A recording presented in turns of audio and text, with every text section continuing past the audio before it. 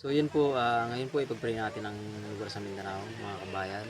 Ah, Talaga pong grabe ang nangyari po sa kanilang lugar. Nalubog sa baha ang mga taga Mindanao. Hanggang ngayon po, umuulan pa rin po mga kabayan.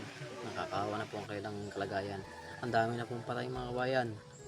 Ang dami na po nag-landslide na lugar. Sobra na po mga bayan ang nangyari. Talagang hindi natin akalain. Nalulubog ang kanilang lugar. Lulubog sa baha. Lulubog. Natabo na sila ng mga putik, mga lupa. Mga kabayan, ang dami na pong patay. Grabe po. Ang dami na rin po nawawala. Kaya mga napakalaga ngayon mga kabayan, ang paglilingkod sa Diyos. Yung pong talagang sa puso galing. Hindi po sa isip. Napakalaga. Ang puso ang gamitin natin. Mahalin natin ang Diyos. Dahil mas mahal tayo ng Diyos. Kaya mga kabayan, ipag-pray natin ang mga taga Mindanao. Nakakawa po sila. Nakakawa po ang kalagayan nila ngayon.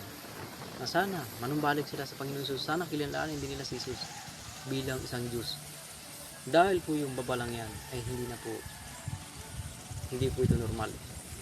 Napakalaga po mga kabayan nang tayo ay naglilingkod sa Diyos at sumusunod sa Diyos, sumusunod sa utos ng Diyos mga kabayan. Hindi ko po ito ginagawa mga video ito para manakot. Hindi ko po gumagawa ng video para may manira po tayo ng iba. Mali po tayo na maninira ng iba. Dahil po ang panahon natin ngayon talagang kakaiba na po mga kabayan. Hindi na po nangyari yan. Hindi na po ito normal mga kabayan. Paano kung halimbawa bukas, kung sa susunod na buwan o susunod na taon na yun, puro ganun pa rin po ang mangyayari. Mga kabayan, pag naubos po mga puno, yari po tayo mga kabayan. Pag naubos po mga puno, dahil yung puno ang siya nagpapatibay ng kalupaan. At pag naubos po yan, mga kabayan, wala, papantay lang ang mga kabundukan sa karagatan.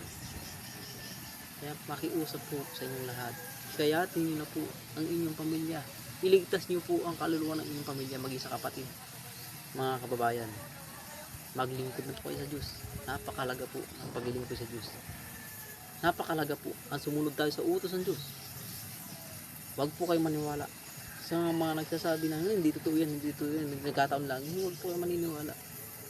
Yan po ay babala na ng Panginoon Diyos na tayo kailangan na magbalik loob sa Diyos, na kailangan na natin ang Diyos sa panahon ngayon.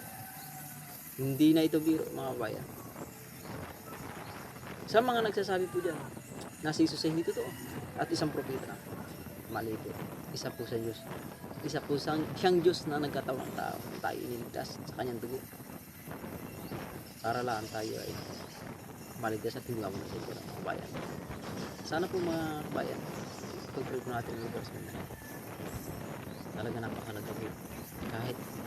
Kahit tayo magkakaiba ng paniniwala, talagang napakalaga pa rin po. Pag-pray natin sila. Mahalin natin ang ating mga kapatid na mananampalataya. Mahalin po natin yan. Huwag natin siraan. Mahalin po natin ang bawat isang mananampalataya. Dahil ayon kay Jesus, mahalin mo ang iyong kapwa. Mahalin mo ang iyong kapwa tulad ng pagmamahal mo sa iyong sarili. Kaya mga kapatid, oras na po para magbalik loob sa Panginoon Diyos. Sana po ay tayo, kung dumating man po ang huling panahon, ay nawa tayo makaligtas. Tayo isama sa kalangitan.